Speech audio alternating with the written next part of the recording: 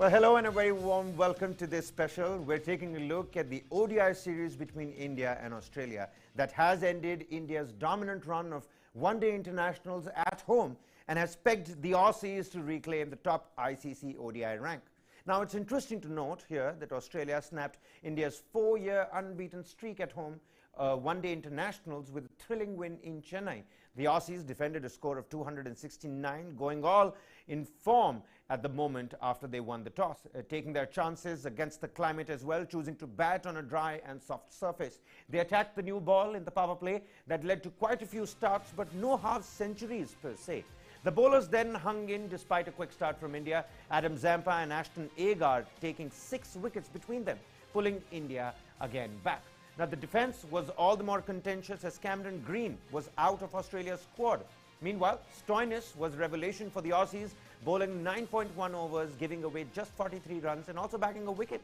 Now, both the innings progressed pretty much similarly. A quick start in the power play and batters opting for aggressive options only to walk back to the dressing rooms via soft dismissals.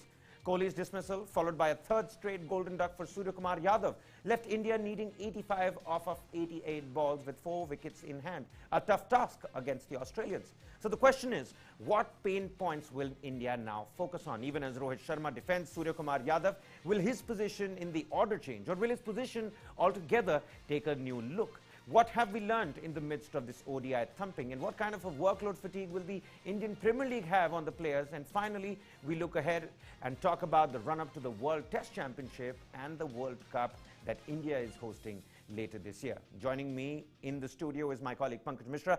Pankaj, how are you looking at this grand thumping by Australia? If it wasn't for the extra 35 odd runs, it could have been a 3-0 sweep, clean sweep for the Australians.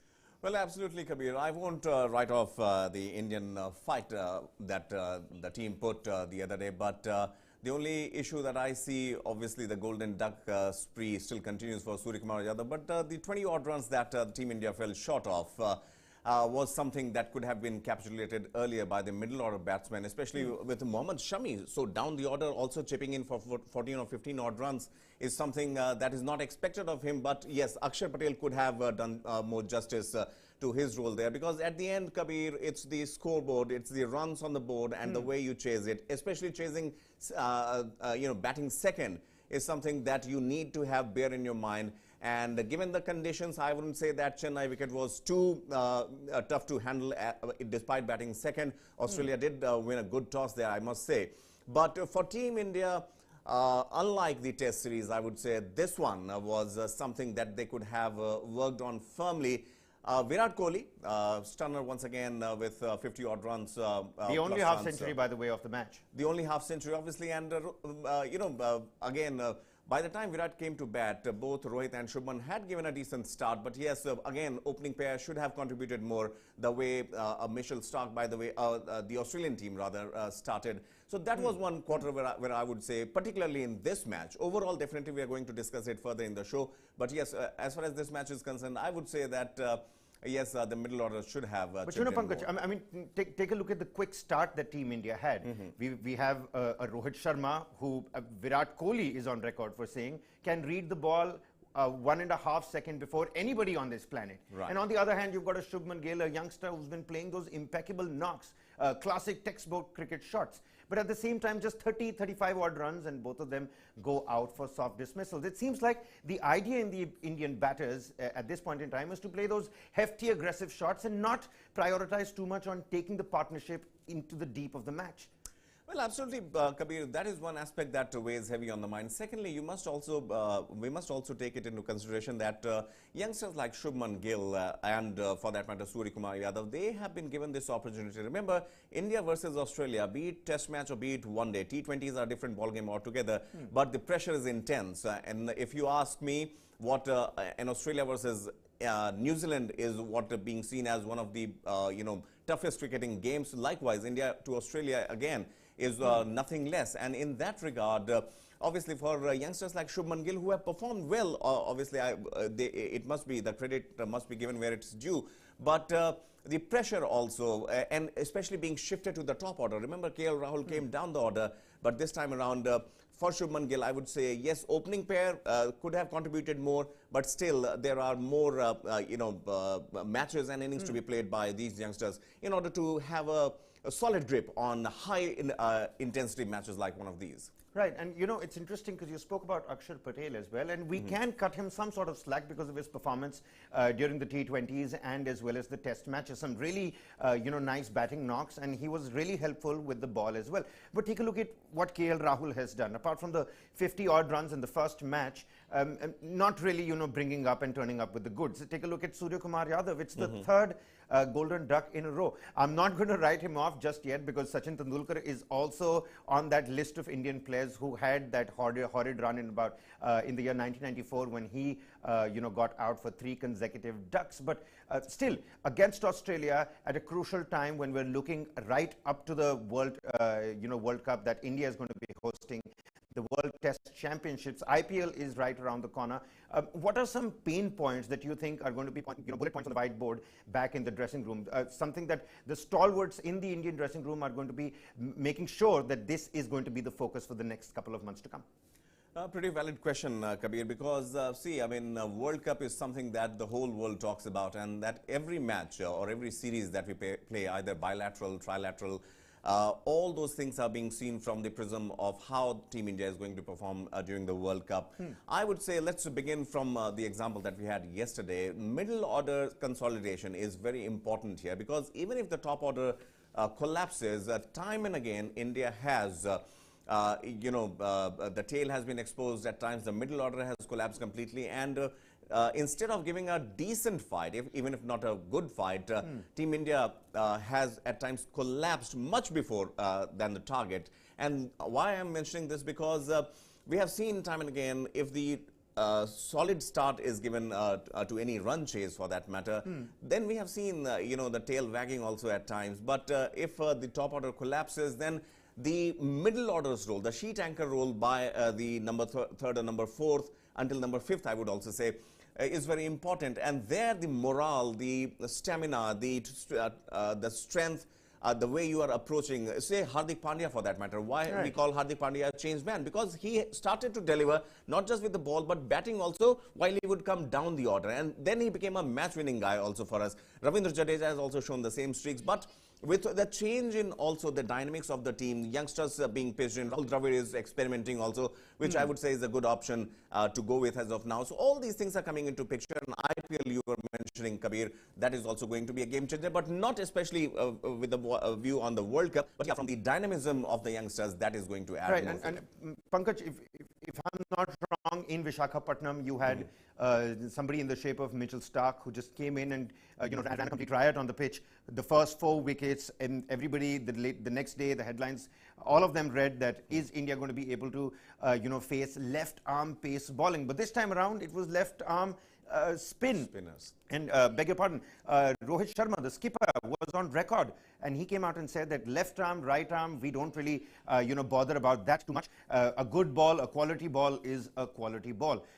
Given that particular fact, it seems like our own bowling battery was sort of absent. We needed Hardik Pandya to come into the middle overs and fetch us those first 3 wickets that sort of made any dent into the Australian side. Otherwise, it would have been a straight victory for the team in yellow.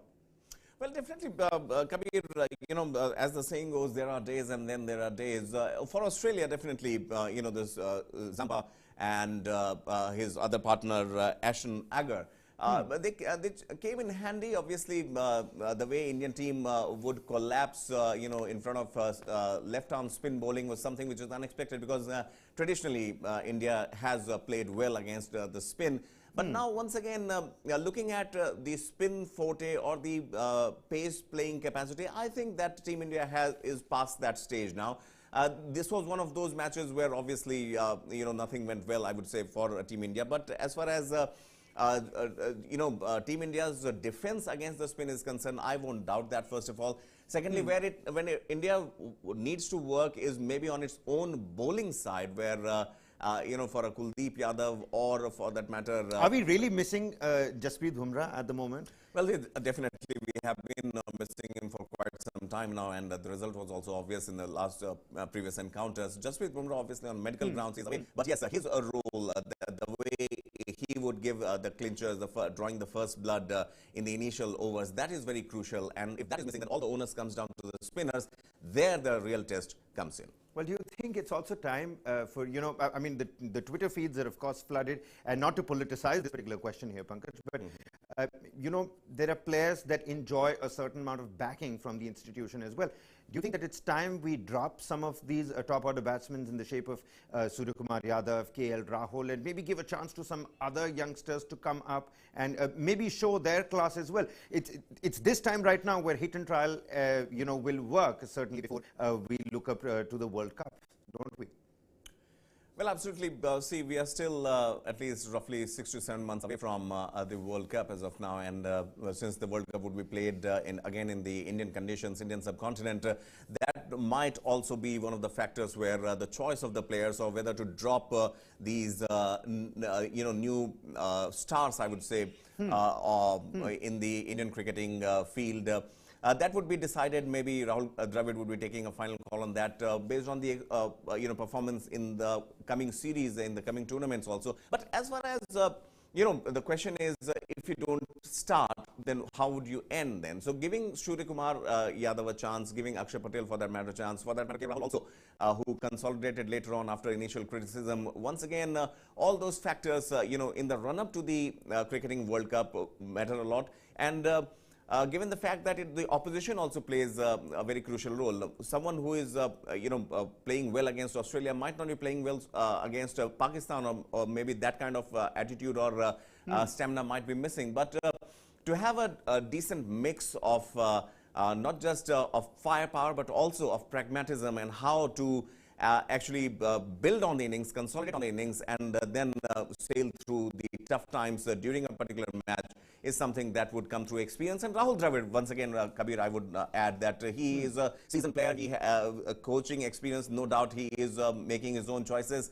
And again, he is also focusing not just on these bilateral series, but also other tournaments that would be coming in. That would also be seen very closely and keenly from the eyes of right. And also, just to tell the viewers as well that, Sunil Gavaskar was on record saying that this defeat should not be forgotten.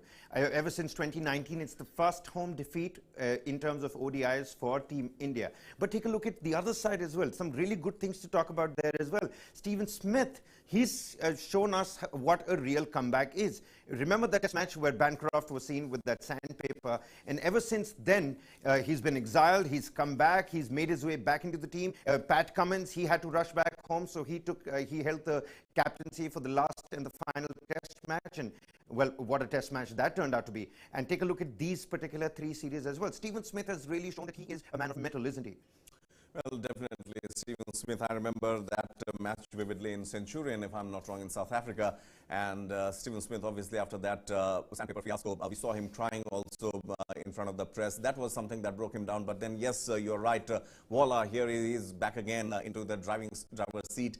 And the way, again, many times, Kabir, you and I must have heard, and lots of cricketing fans, he is being compared with Virat Kohli. And so long as A.B. de Villiers was playing, he was also in the same league. But when it comes to Stephen Smith and Virat Kohli, I think both of them, I would rather place both of them on the same pedestal, except for the fact that captaincy or no captaincy, the way Stephen Smith would perform on the field is something, or maybe from an Indian point of view, the way the media pressure, the criticism pressure is also very much there on the cricketers. But the way Stephen Smith has shown his mettle till now, I would say once again Australia having won the World Cup so many times now that for him and his team to go into the World Cup without Stephen Smith as the captain, I would say his role, not just well, I remember when Ricky Ponting was leading the side in the World Cup, and they beat Saurav Ganguly-led dominant side. It was that particular year that Team Australia wasn't really doing well, but in the run-up to the World Cups, they really showed their form again. Take a look at this, Pankaj.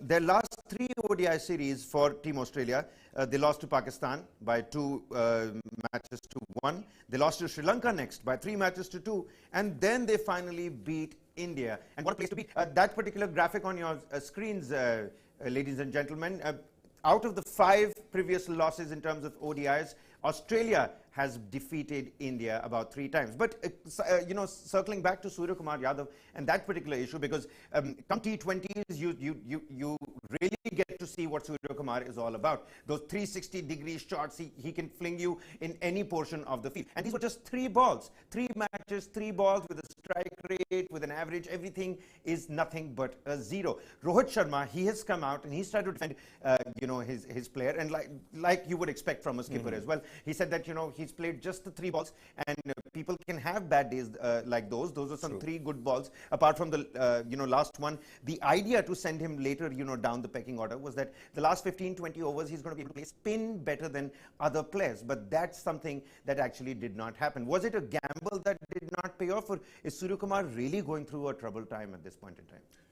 Well, Kabir, we have to give it to Surya Kumar, for, first of all, for finding his feet, in the limited over, say, 50 overs and T20. Then his performance in Test match was also much lauded. But as far as, a changing scenario is concerned, obviously, we saw him during the World T20 series against Zimbabwe and against other teams also, where he was obviously hitting the ball all around the park. For Surya Kumar Yadav, I would say, it's not that, as anyone would put it as of now, that he might have taken to the glory or taken to the stride much earlier. But I think it's a phase in a cricketer's life. Obviously, as I said, there are days and then there are days. So for him, as of now, the quality that he has demonstrated, and it's not just the quality would last only for a day or 2 or a week. Even experts, Sunil Gavaskar, as you mentioned, and so many others have also read Surya Kumar Yadav, and the way he bats as of now is very much needed, because be it a 20-over match or a 50-over match, the temperament that he demonstrates to play longer innings, to hit lusty shots, that is something that defines the character of a batsman, and obviously is on the younger side of the age also. So I would say to write him off as of now won't be justifiable. And secondly, yes, 3 ducks, 3 good ducks, so maybe, that is one of stroke of fate. But once he delivers at He's at least in the list of Indians that he shares a spot with Sachin Tendulkar now over there. But in the shape of Rohit Sharma and Hardik Pandya, we've got some aggressive batters. In the shape of Virat Kohli and Shubman Gill, we've got some classic knock players. But what Surya Kumar actually ends up bringing to the table, those thinking really outside the box, or outside the pitch rather, with his bat, that is something that is needed for Team India right now. And I think they're going to be betting more on Surya Kumar even after these 3 ducks. But the IPL, the IPL is right around the corner. Take a look at the fatigue, the workload these players are going to go through. Shubman Gill is going to be really important for Gujarat. Hardik Pandya is going to be ever so important for Gujarat. And the entire pegging order, the entire top batting order is going to be crucial for their respective teams. Do you think Team India, Rahul Dravid, are going to be worried with the kind of effort and the fatigue IPL is going to create? Well, this, Kabir, is not a hidden fact anymore, that this slam-bang form of cricket takes toll on the players. But again, many would say that the kind of money that is pushed in, that's why players throw themselves into the middle for that. But given the fact that the T20, once again, I would say, in a change scenario, Rahul Dravid as a coach had made it very clear that T20 wouldn't be the only criteria as of now. Maybe it could not be the criteria for the choice of players for the upcoming series or upcoming, big cricketing extravaganza like World Cup. Rahul Dravid was pretty much clear that domestic cricket, performance in Ranji and other domestic leagues would be taken into consideration more.